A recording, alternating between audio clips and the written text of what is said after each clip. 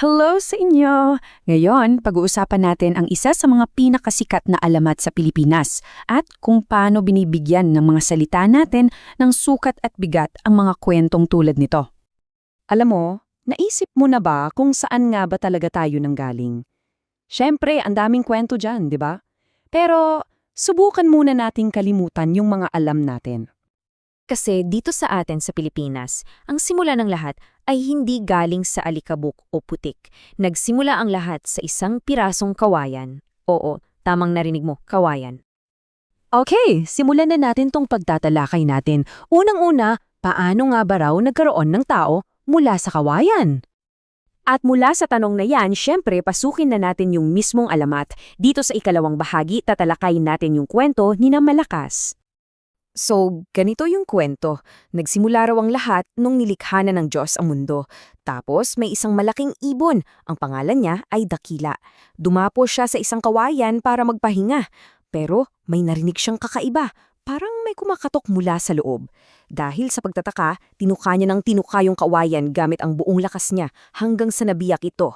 At mula doon, lumabas ang dalawang tao. Si Malakas, ang unang lalaki, at si Maganda, ang unang babae. Ganda ng kwento, no? Pero ngayon, i-shift natin yung focus. Hindi na yung ano ang kwento, kundi paano ito kinukwento. Dito natin makikita na may kapangyarihan talaga ang mga salita. Isipin mo to, paano natin nalalaman ang sukat ng mga bagay sa isang alamat? Halimbawa, gaano ba katagal lumipad si Dakila?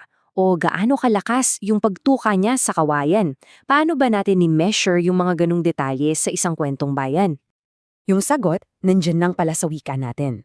Dito sa ikaapat na bahagi, malalaman natin yung parang secret weapon sa grammar na nagbibigay ng buhay at sukat sa mga salaysay. Ito yung tinatawag na pang-abay na panggaano. Ano ba to? Well, ito lang naman yung mga salita na nagsasabi sa atin ng sukat o dami o bigat ng isang bagay sa loob ng pangungusap. Sila yung sumasagot sa mga tanong na gaano karami o gaano katagal. Ganun lang siya kasimple. Tignan natin yung mga example para mas malinaw. Halimbawa sa, tumagal ng 1 oras ang biyahe. Anong tanong ang sinasagot? Siyempre, gaano katagal? Pag sinabi namang, kumain si Zia ng kaunti, ang tanong naman dyan, gaano karami? So kung ibabalik natin sa alamate natin kanina, lumipad si Dakila ng 20 kilometro, malinaw na ang sagot ay sa tanong na gaano kalayo, di ba? Itong mga simpleng salita na to, sila yung nagbibigay ng scale, ng sukat sa mga kwento natin.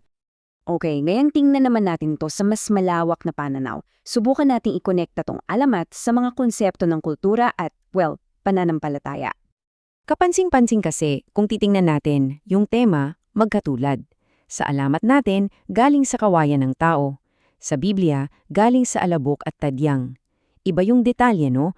Pero yung pinaka-core, yung puso ng kwento, pareho. Ang buhay ay galing sa isang dakilang manlilikha. At yan na nga yung buod ng lahat.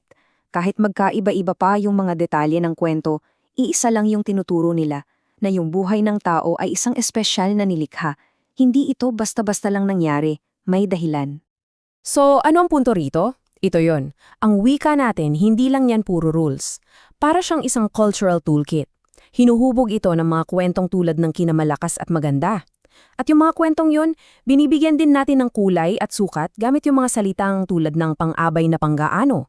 Nakakonekta lahat. Kaya bago tayo magtapos, iwan ko kayo sa tanong na to. Para sa inyo, ano-ano kayang mga kwento ang humuhubog sa paraan ninyo ng pagsasalita sa araw-araw? Magandang pag-isipan yan.